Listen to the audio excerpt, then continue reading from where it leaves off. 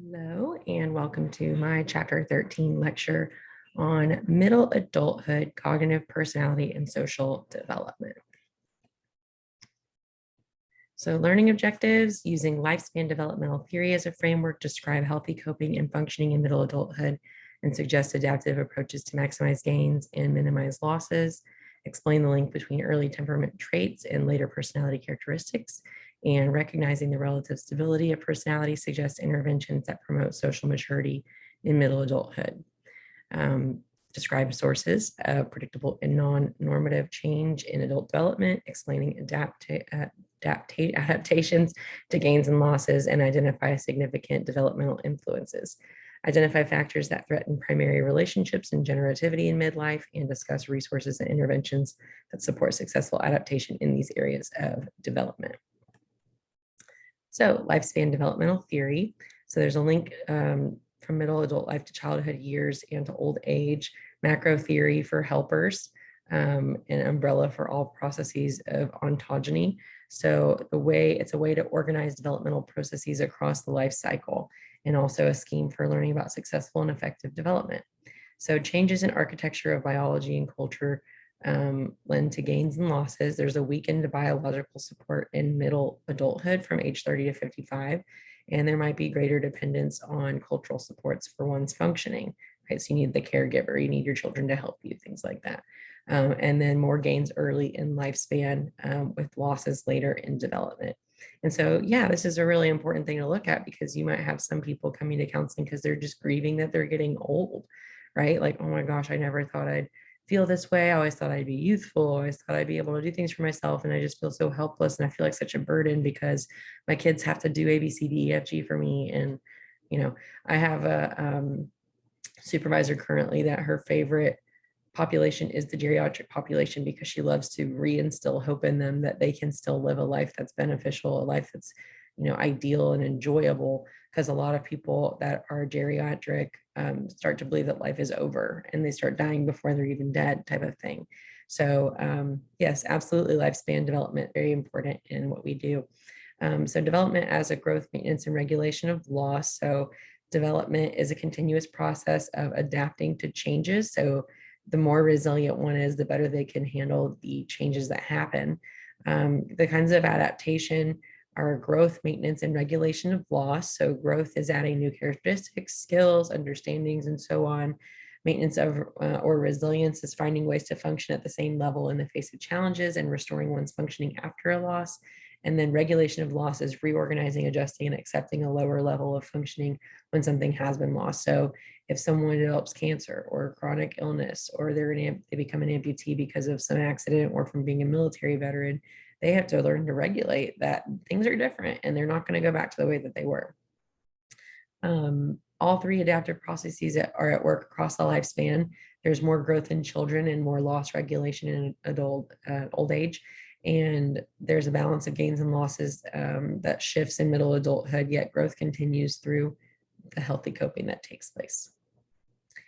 Influences on adult development, sources of stability. So stability and personality characteristics across the lifespan. So McRae and Costa have the 5-factor Big 5 model of personality traits for neuroticism, extroversion, openness, agreeableness, conscientiousness, and there's a cluster of qualities for each trait. These traits are consistent across cultures and subcultures. We increase in social maturity as we age. We become more agreeable and conscientious and less neurotic, meaning less mentally unstable in some way, perhaps less maybe self-centered, things like that. More trait changes are early in life. Individual differences begin to stabilize, where we might become to be a more normative level instead of being all over the place. Meta-analysis of therapeutic and educational efforts shows that it can lead to positive trait changes in 2 to 4 weeks. So that's to say that in 2 to 4 weeks, therapeutic and educational efforts can lead to positive trait changes. Okay. So this is the Big 5 personality traits. A way to remember them is OCEAN as an acronym. So openness, conscientiousness, extroversion, agreeableness, and neuroticism. So openness is where you've got imagination, feelings, actions, and ideas. And if you're low on openness, you're practical, conventional, and you prefer a routine. If you're high on it, you're curious and you have a wide range of interests and you're independent. If you are conscientious, that means you've got competence, self-discipline, thoughtfulness, and you're goal-driven. If it's a low score, you're impulsive, careless, and disorganized, right? So if you're not conscientious, it makes sense that you'd be impulsive. You're not thinking through things, right? If you're highly conscientious, you're hardworking, dependable, and organized. And then for extroversion, that's sociability, assertiveness, emotional expression. If you have low extroversion, you're quiet, reserved, withdrawn, extroversion. So this would be like the introvert. If you're highly extroverted, extroversion, you're outgoing, warm, and seek adventure. A is agreeableness, which has to do with being cooperative, trustworthy, and good-natured. Low agreeableness would be critical, uncooperative, and suspicious, perhaps guarded, right? Not in they won't follow the rules, negative, perhaps. And then high agreeableness would be a helpful, trusting, empathetic person. And then neuroticism is your tendency towards unstable emotions. So calmness, even-tempered, and secure would be a low score. And then high score would be anxious, unhappy, and prone to negative emotions. And there are actually quizzes that you can do for this online for free. So if you wanted to know what your ocean score was, or you wanted to help a client find it, you could look that up. So linked to temperament. So behavioral traits and correlation with adult personality. So emotionality lends to the quality and intensity of one's mood, as well as their soothability, meaning can they be calmed down? They also have to do with control and self-regulation. Control and self-regulation can affect attention and one's persistence at tasks. And if you are met with challenges, do you keep persisting nonetheless, right? One of my favorite quotes is, nevertheless, she persisted, right? So even if things are difficult, do you keep trying? Surgency is activity level, and approach and avoidance and sociability will be affected by where you lie on the surgency scale. Early temperament traits predict later personality traits. Genetic and epigenetic contributions to physiological processes takes place. Results of studies show that moderate personality stability occurs over time, and one's personality temperament is shaped by biological and socio-contextual circumstances. So you could say biopsychosocial, right? What biological, psychological, and social components contribute to temperament and your personality type, right? Absolutely. Those things can affect that. So personality consistency is more likely if it's supported by biology and environment.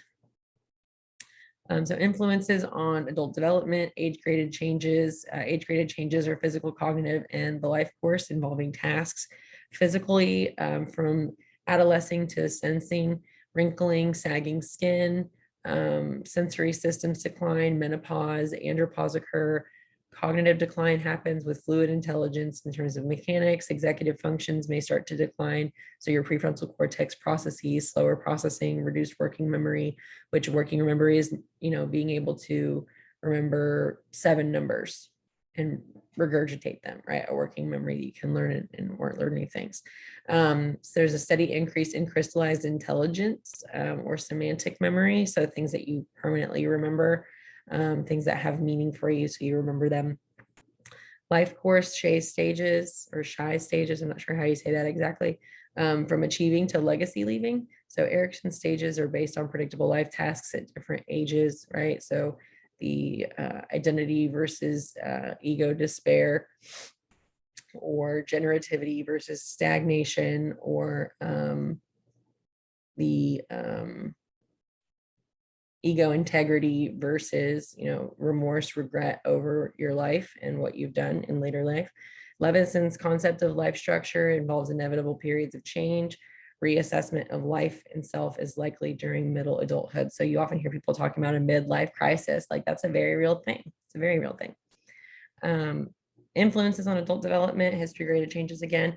Cohort effects provide context and influence development. So there's an intersection of chronological age, family-related roles, and historical time. So your birth cohort, so being part of Gen Z versus Gen X versus baby boomer versus whatever part of life someone was born in, it affects your development, What's important to you? What are the toys that you play with? What are the cartoons that you watch? What are the shows that you're exposed to?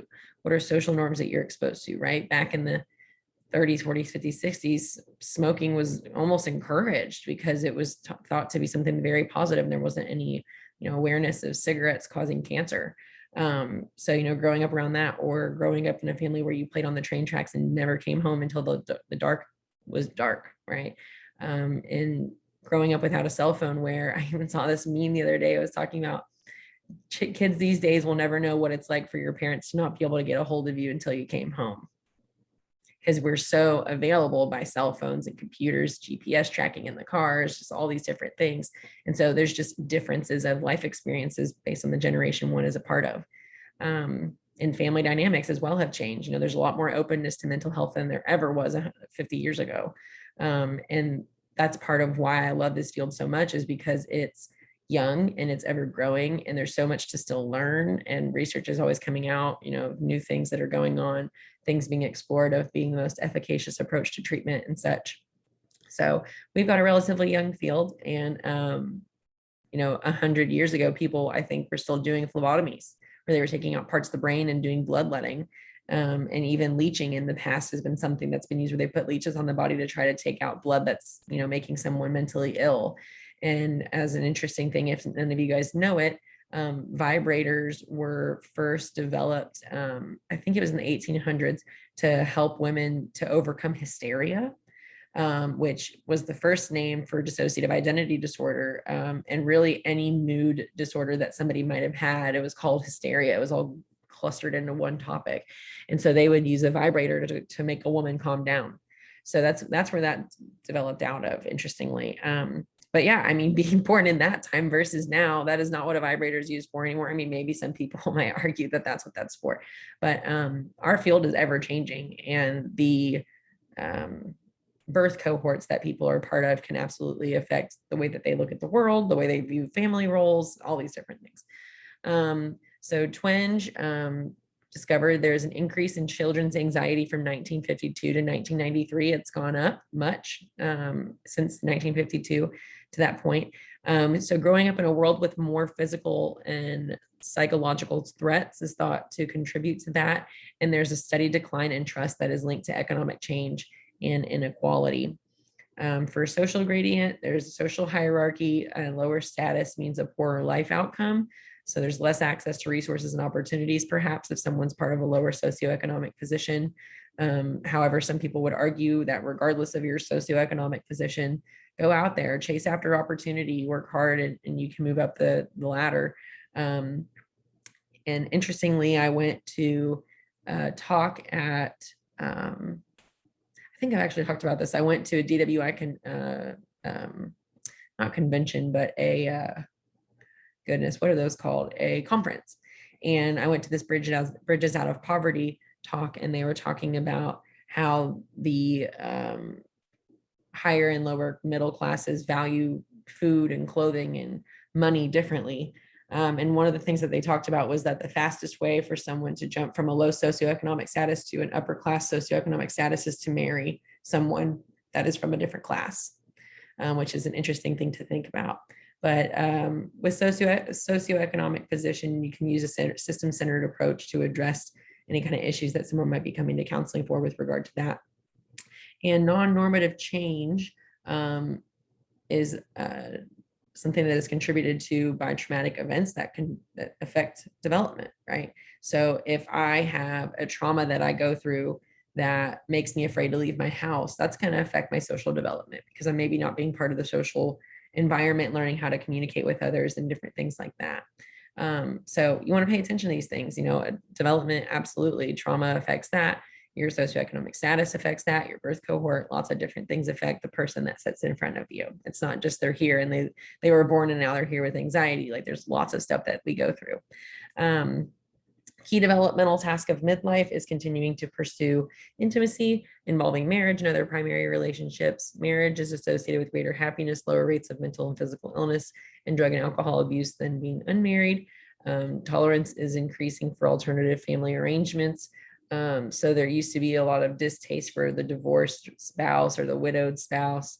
things like that. I mean, even in some cultures, the practice is for the brother of um, uh, a woman's husband that died. So if she's a widow, the brother of that husband would marry her as a way to fulfill the duties of marriage to that woman if they weren't already married. So there's different cultural practices that can absolutely impact family arrangements and things, but step families are much more accepted now than they ever were in the last 100 years. Committed relationships between gay and lesbian adults. So stability depends on the same factors as for heterosexual couples. They're as successful as at parenting as heterosexual couples, research has shown, and there's no greater risk for problematic outcomes for their children. As for the family life cycle, Duval shows stages of focus on the amount, stages that focus on the amount of time spent in each stage. Carter and McGoldrick, table 13.4 in your book, talks about stages as focus on tasks. Sternberg's view of elements of love, passion, intimacy, commitment, either present or absent in relationships. You can see these things in my previous slideshow. I didn't realize that this was in this slide until I did this PowerPoint.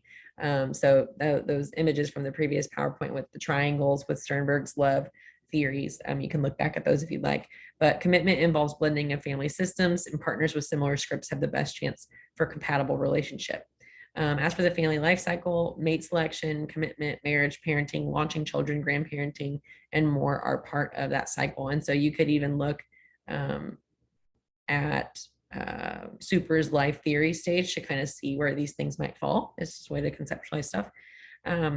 Marriage and its discontent. So 40 to 50% of marriages end in divorce. There's a 45% drop in the standard of living for women after a divorce. Children are often affected and have emotion and behavior problems after a divorce. Marital satisfaction has a U-shaped pattern. So there's high satisfaction early, dipping to low, and then rising again later. And what causes it to dip? What's the reason for that? It could be children and work issues. It could be because of children or work, they're unable to focus on the marriage, so happiness declines. And then once children are gone and they've launched, maybe they can refocus on the relationship again. There's multiple things that could contribute to that. The relationships most at risk for failure are low-income and minority group partners. Hypotheses about why marriages succeed or fail are these four down here. So the disillusionment model is where your overly romantic idealization of your partner leads to unrealistic expectations of what they can do. The maintenance hypothesis uses cognitive strategies to maintain a positive view. Social exchange hypothesis, there's a cost of chronic conflict, right? So the more conflict that exists in the relationship, it's going to fail instead of succeed. But if there's less conflict, it could be more likely to be successful. As for interpersonal models, they look at personal history and temperament as factors for why a marriage might succeed or fail. And these would be things that you would want to consider if you're someone that's interested in doing premarital counseling. So counseling for couples that are wanting to get married and they want to talk about some issues or just, check in about whether or not they'd be a good fit for each other if they got married. These would be things that you'd want to know about. Keeping love alive, complex factors affecting marriage are interpersonal, situational, and developmental. So intrapersonal means within oneself. Interpersonal, so inter means between, so between me and another person. So that's the difference between those two if you guys aren't familiar with the difference of those. Gottman's research shows that marriage is a new system. It seeks homeostatic steady state, and data from the last few decades has been very interesting. People can actually be Gottman certified as a couples counselor if you want to be an LMFT. It's a great program.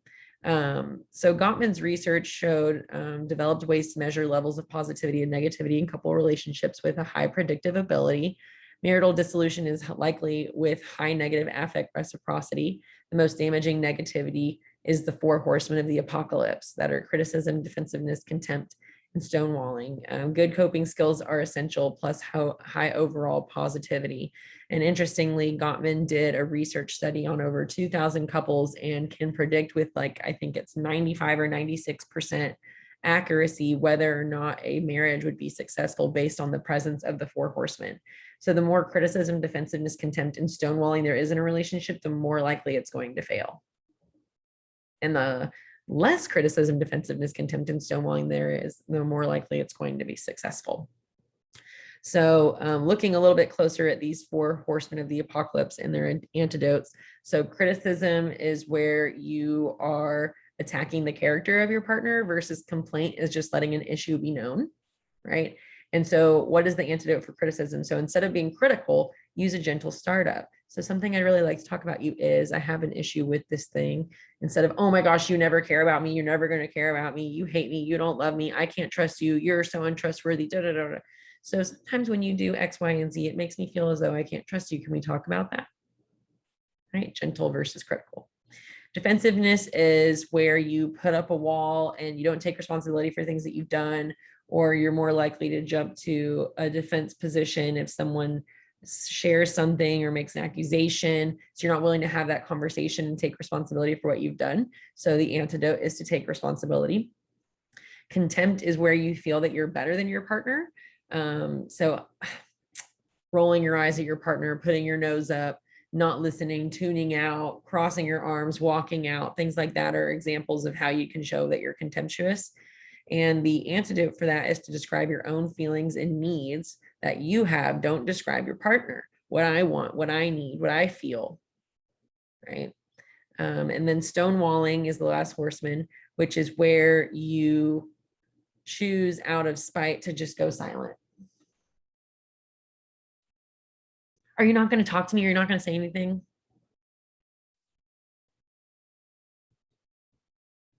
Or giving the silent treatment for days and for weeks because that's what you want to do.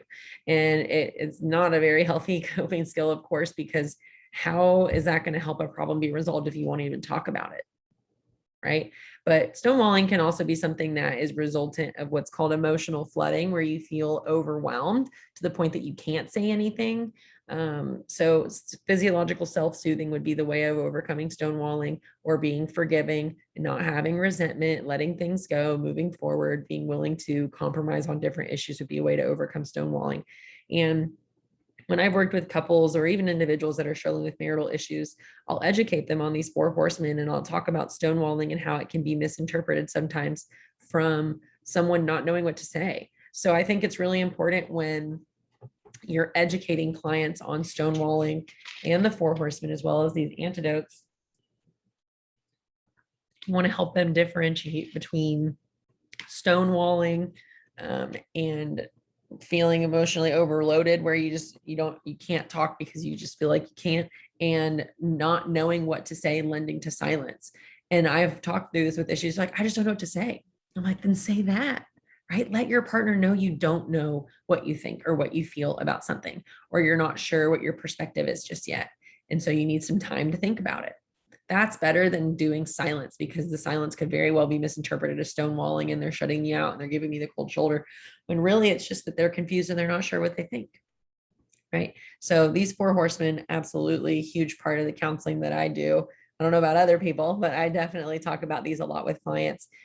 Even if it's with an individual, you can work on your own self, not committing these 4 horsemen in your relationship. Whether or not your partner will or won't work on it, that's not something you can control, but you can share these materials with your partner, or you can at least look back and say, I at least tried to work on these 4 horsemen. If my marriage fell apart, I can at least say that I did my part to try not to commit these issues, right? Another key developmental task of midlife is establishing generativity. So there's desire that is more characteristic of young adults. Accomplishment is more characteristic of middle adults. And child rearing involves parental challenges at each stage of a child's life. So it's often the most demanding with adolescent children. And I would argue that that's because they're going through the ego identity versus despair phase, where they're figuring out who they are apart from their parents. And so there's a lot of, what do you call it? Defiance, perhaps, or they're testing their limits, testing their boundary. They might be reckless. They might do a lot of, just things that get them in trouble, risky things, if you will, because they want to figure out who they are, where they fit in, and figure out who they are apart from the family system, or if they're even the same. Do they want to absorb mom and dad's traits and characteristics or values and morals, or none of them, right? They're figuring that out when they're teenagers. So new parent roles occur with the launching period. They're usually positive with fewer parent responsibilities. The launching period being post high school, 18 years old, starting to become an adult and do their own things. And of course, this is for a neurotypical child. Now, if you've got an intellectually challenged child, that might mean that they don't launch ever. Maybe they stay with that parent for a long time or for their entire life. Or maybe they've got a later launch just because of difficulties that they're facing. You know, addiction can have an impact on whether a child can launch. You know, if they've got 40 WIs, it's going to make finding a job really hard. And so they might stay at home longer because they can't find a job that pays enough to move out. Or maybe they are a young parent and they need help from their parents with parents' grandchildren, and so they're in the home longer. Or maybe they lose their job in the pandemic and they can't afford rent, so they need to move home. You know, these different things can affect when and how and if they launch. The sandwich generation has dual caregiving responsibilities for one's aging parents and for adolescent or boomerang children. Now, I had never heard the term boomerang children until this PowerPoint, so I looked it up, of course, and found this wonderful image with a boomerang. So a boomerang kid is a young adult who, after having lived on his or her own for a time, returns to live in the parental home, usually due to financial problems caused by unemployment or the high costs of living independently. So caregiving responsibilities can happen for parents where they're caring for their elderly parents, and then their boomerang children also come back. So it's like they're caregiving in two directions, and that can be really stressful. And if they've got an intellectually challenged child, that could contribute to a lot more stress because there might be more demands than there would be for a neurotypical child. So you want to just pay attention to these things. What roles and responsibilities do your clients have in their lives that might be contributing to their stress and neuroses of different kind? So work and community involvement, expert peak status and career is during middle adulthood. Patterns vary, especially for men and women who adjust work schedules to accommodate family needs. There is role buffering, where there's balancing success and failure in multiple roles. External markers of achievement are money and promotion, so moving up the ladder. And generative accomplishment is agency, where you create, and communion, where you contribute to the next generation. It's foreshadowed by needs for achievement and affiliation as adolescents and by one's identity development. Men and women in leadership, so box 13.3 in your book could be something you can look at for this. Factors influencing different leadership styles are social roles such as occupational role and gender role. Agency is more in men's traits and communion is more in women's traits. Task requirements and managerial status of the role are something to consider with regard to leadership. Meta-analysis of studies show that women are rated lower as leaders for same behaviors that were given higher rating for men. Large international study of leaders showed that women were more effective managers on all counts of behaviors assessed. And meta-analysis showed that more women than men are transformational leaders. So it's interesting that studies rated women lower when international studies of women and meta-analysis show that men perhaps aren't more effective leaders or aren't more transformational. That's not to say that men aren't transformational or men aren't effective, but interestingly, it shows that women are more so in those roles than men are, right? So just because there's an opinion doesn't make the opinion true. Applications, professionals working with couples, you want to identify sources of stress. Where is it coming from? Is it caring for boomerang children and one's elderly parents? Is it work issues? Is it lack of work? Is it school? Are they going back to school in later life? Are they having chronic illness issues where one of the couple members struggling with addiction of some kind? So the science of couple relationships is shown in table 13.7 in your book.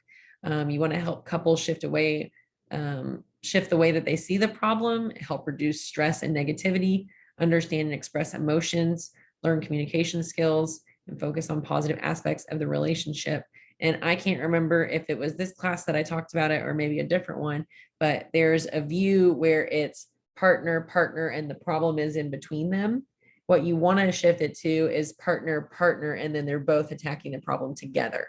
Instead of attacking each other and the problem at the same time, both of them attack the issue together. You want to see that what's the word I'm looking for? You want to see that collaborative type of approach to an issue rather than the attacking approach.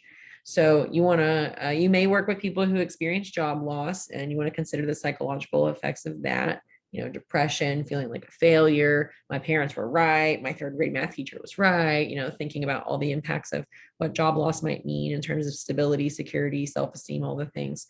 You want to build skills for job search, increase their self-efficacy, because if they lost their job, they might start thinking that what's the point? I suck. I'm not good enough. I can't. I won't. All these kinds of things. Their self-efficacy, their belief that they can do things might go really far down depending on the person's resiliency traits, personality type. You want to identify possible barriers while teaching skills to overcome the obstacles, and feeling off time on age-related expectations. So there's a social clock that people often feel pressured by, that they should be this or should be that by a certain age. I should have kids by 30. I should be married by 30. I should retire by 60. I should. Well, whatever. You can have whatever expectations you want for your life that make you happy. You don't have to meet certain expectations. You don't have to have kids. You don't have to get married. You don't have to retire. For me, as an example, I don't know if I could ever retire. I hate being bored. I hate doing nothing. And so I could see myself maybe working longer than the average bird, if you will. So maybe I'm doing a yoga teacher certification right now. So maybe I'll do yoga classes in older age and not so much counseling or being a professor, but definitely want to be a professor and do counseling for a good minute. I love being a therapist and helping people solve their issues. So, yes, social clock, pay attention to social pressures and the cultures that people come from. Multiculturalism is an extremely important piece of helping clients in couple, family, or individual counseling, because culture can absolutely play a role in what they expect themselves to accomplish by a certain age, right? So somebody in, like, I'm thinking of like old world India, maybe this is, I can't remember what country it's in, but let's assume India does arranged marriages by the age of 14. If somebody is 17 and they just immigrated to America, they might be feeling like a failure because they're not married yet, right? Or they might be struggling with a cultural shift because they're no longer in that culture and now they're in the United States, right? So yeah, things to think about. Science of love. So this is a graphic that I found about Sternberg's 3 phases, but it's also looking at some neurotransmitter and chemical pieces of it. So you see here the first phase of lust and passion, and then you see the second phase of attraction, and then the third phase of attachment. So let's look at this. So during that first phase of lust and passion, you're going to see the primitive brain, love and stress and sex hormones at play to develop that lust and passion. So the primitive brain or limbic system controls sexual attraction and interpersonal bonding. Falling in love is a stressful event. When we fall in love, the levels of cortisol, a stress hormone, are increased. And sex hormones, the production of sex hormones, estrogen and testosterone, increase, intensifying sexual desire. During the second phase, which is the attraction phase, dopamine, serotonin, and adrenaline are at play. Dopamine controls sexual arousal, pleasure, and reward. It makes us seek the presence of the loved person. I miss you. I want you. I want a kiss. I want a hug, right? Serotonin controls happiness and well-being. Changes in serotonin induce loss of concentration, daydreaming, and obsessive behaviors.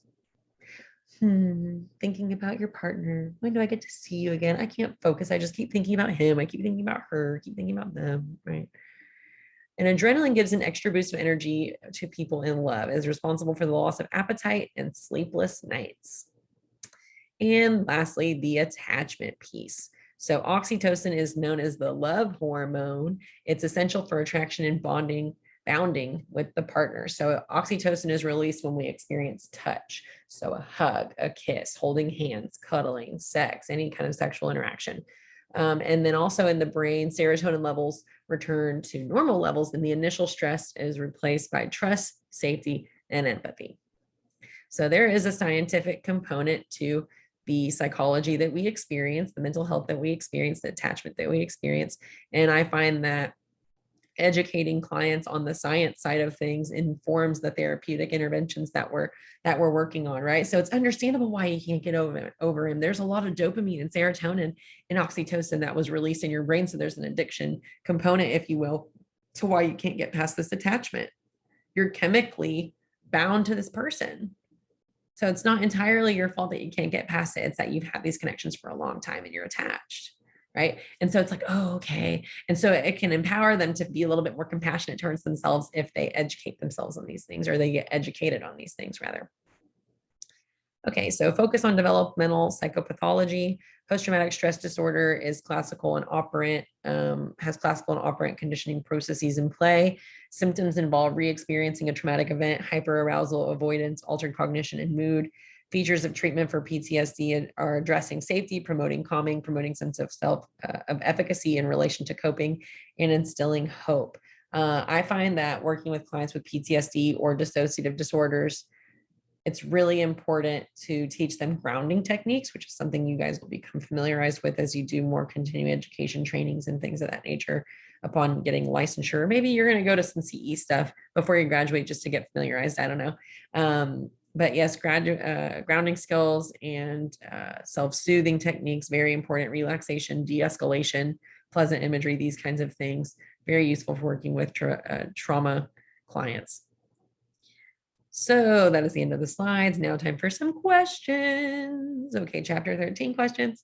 The 5-factor model, Big 5, which represents the most basic dimensions of personality, includes all the following traits except confidence, extroversion, openness to experience, and agreeableness. So remember, this is the OCEAN acronym.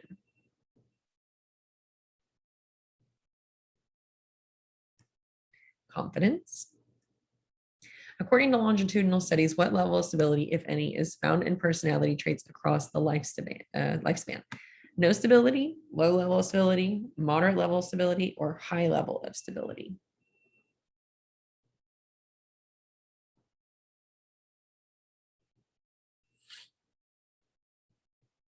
High level of stability. In theorizing about changes in adulthood, Shea emphasizes the shift in family roles and the intellectual skills allocated for these various roles. What do most other theorists emphasize in their examination of life course changes? A, brain structure, changes in neuron production and pruning. B, personality, changes in self-concept and self-expression. C, changes in cognitive skills and intelligence. Or D, changes in physical strength and limitations.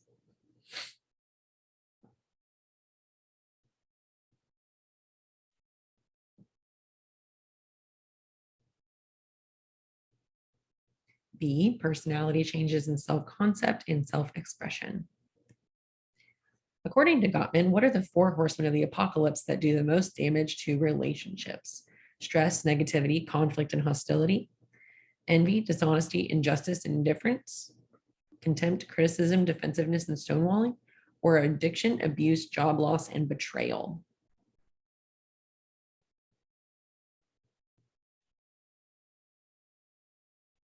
A, B, C, or D. C, contempt, criticism, defensiveness, and stonewalling.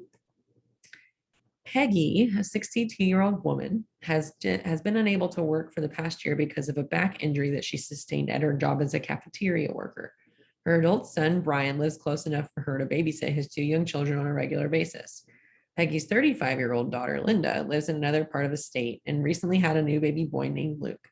Linda has asked her mother to move in with her to help care for her newborn. Based upon the lifespan development model, for which of the following individuals is maintenance the most characteristic mode of adaptation? Peggy, Linda, none of these individuals, or Luke?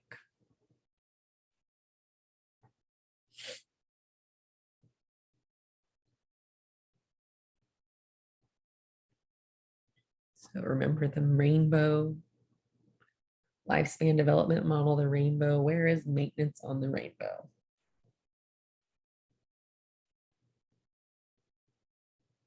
Linda. Okay. Fluid intelligence is to blank as crystallized intelligence is to blank. Working memory, executive functions, pragmatics, mechanics, metacognition, working memory, mechanics, pragmatics.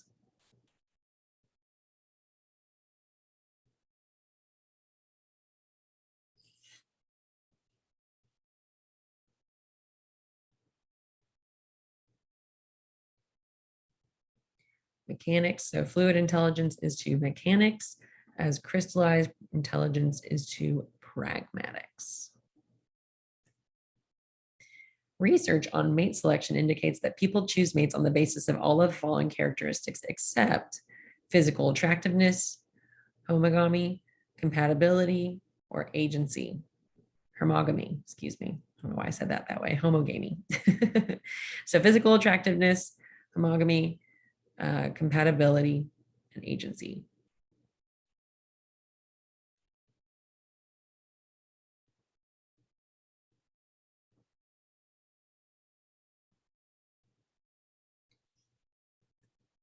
Agency.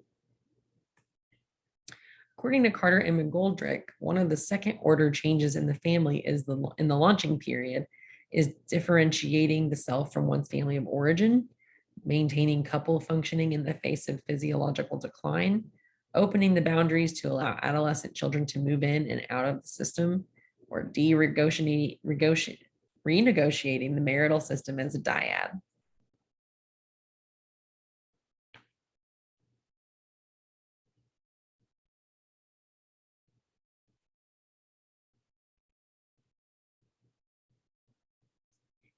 D, renegotiating the marital system as a dyad.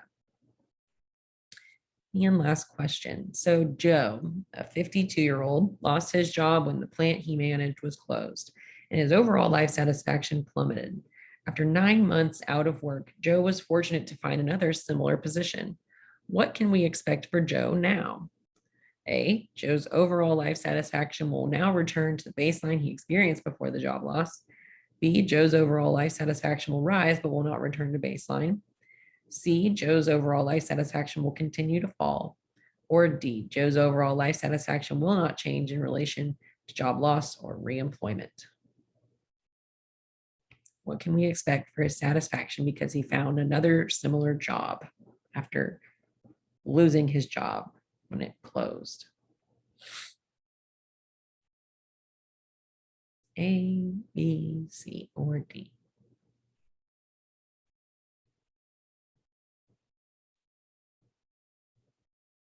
B, Joe's overall life satisfaction will rise, but will not return to baseline. All righty, so questions for the comments. Which of Gottman's 4 horsemen do you think would be the most difficult to overcome in the client, and why? So adding to that, that would be criticism. So you don't have to go back in the slides. I can't spell. Criticism. Oh my goodness. Criticism, stonewalling, contempt, or criticism, stonewalling, contempt, and now I'm forgetting. It's totally escaped me. It was defensiveness, of course.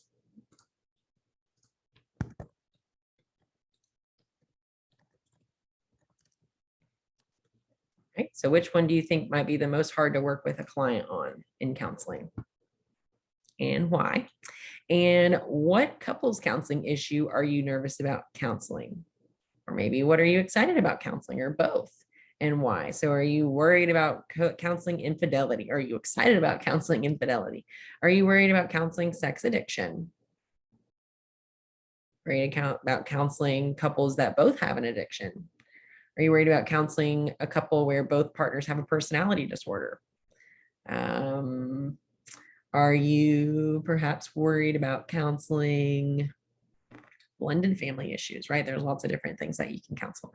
So, or maybe you're excited about all of those things and why. And I would love it if you would leave your answers in the comments below, because, you know, the more interactive you guys are, the more it can help concretize the information that you're learning, so that you know, can do better on your exams and also be a better counselor in the future for, you know, knowing these things and helping yourself to remember them. So any other questions, comments, concerns, please leave them in the comments below. And thank you so much for checking out this lecture, and I'll see you in the next one. Have a wonderful rest of your morning, afternoon, or night.